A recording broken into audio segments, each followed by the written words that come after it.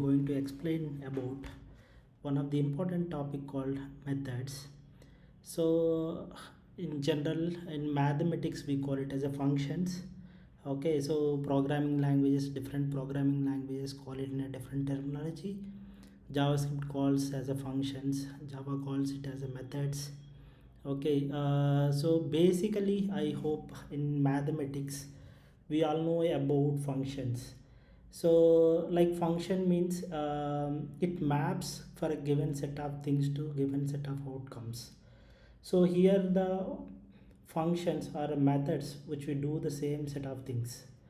So let's create a first one example. From that we will try to understand. I'm just creating math class.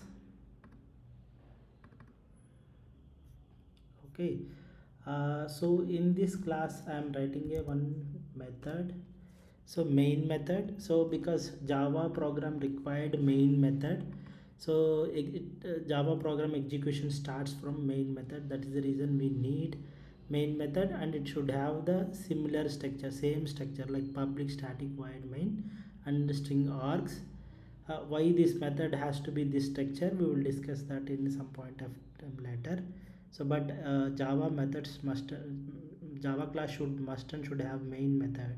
And then, so if you want to write a simple addition functions, how do we write? Okay, so if I want to write a simple addition function, so what I have to do is public static. Okay, so after adding two numbers, assume that I am taking two different of integers, and then after adding two integers I will get of type result of type integer. So the return type I need to mention first, so that is the integer type I am going to get as a return type. And then I am taking the method name, add is method name, and then I need two variables, so I am taking int x and int y. So after that I open the curly brace and close the curly brace. Okay, now what I have to do is I need to add these two numbers, and then I want to store inside another variable. So I'll say int result is equal to x plus y. Okay, now just return result. So this is what a simple method definition. Okay, so we have defined a method called add method.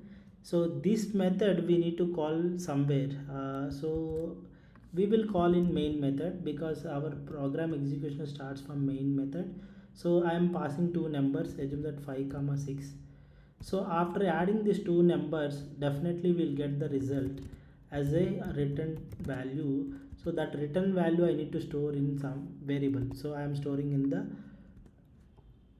result one variable. And again, if suppose I want, okay, I want to add different numbers, so again I'll pass.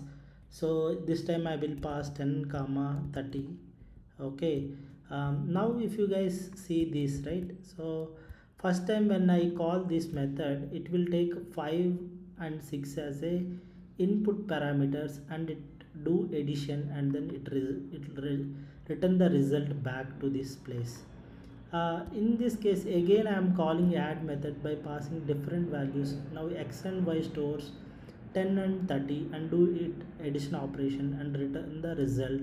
And then okay, so that's how it will work. So now if I want to print these values, so I have to say result. Okay, and then I need to print these results, right? So just execute this program, you'll be able to see the output. Okay, so it's building. So the progress is showing, yeah. So once it is executed, you guys able to see the output in the console. Okay, it's good, right? So we can write different kind of functions. Now assume that I want to write a function, um, like is even number or not. So how do I write? So public static. Why I am putting static I will discuss. So for now, to call in main method we just have to put static, so that we can directly call without creating the object. We will discuss about what is static methods in subsequent videos.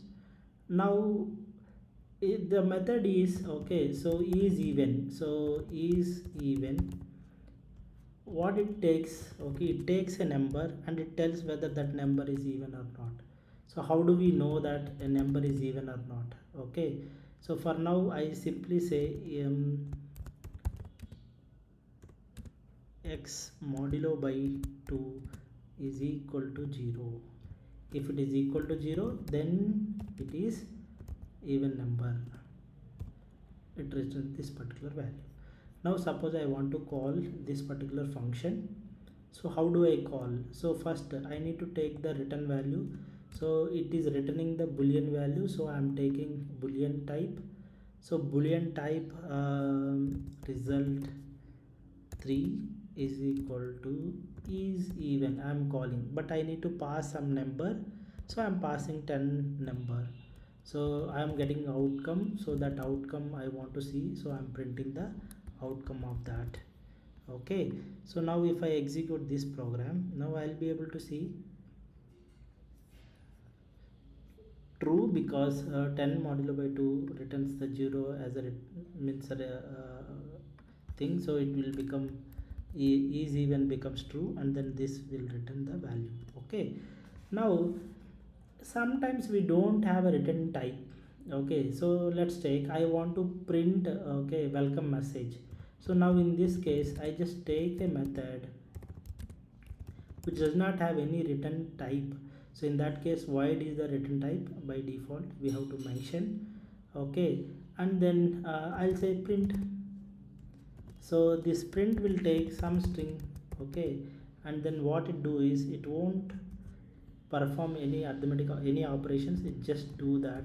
Okay, whatever the string we give, that it prints. Okay, that is the simple job of this print method. So now instead of doing all these places, what I will do is I'll say print. Okay, right now it only takes the string, so I have to call.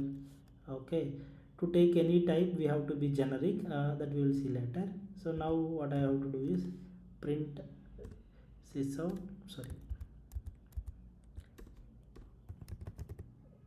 print method, I need to pass some message, hi, welcome, something. So now if I execute this program, okay, I can see that hi, welcome. So functions can take any kind of data and then it can return any kind of data type. Okay, so when we call the function, we need to pass the input parameters, and once that function executes, it returns some value that we need to capture. So keep in mind when you are seeing, when you are working with the methods in Java.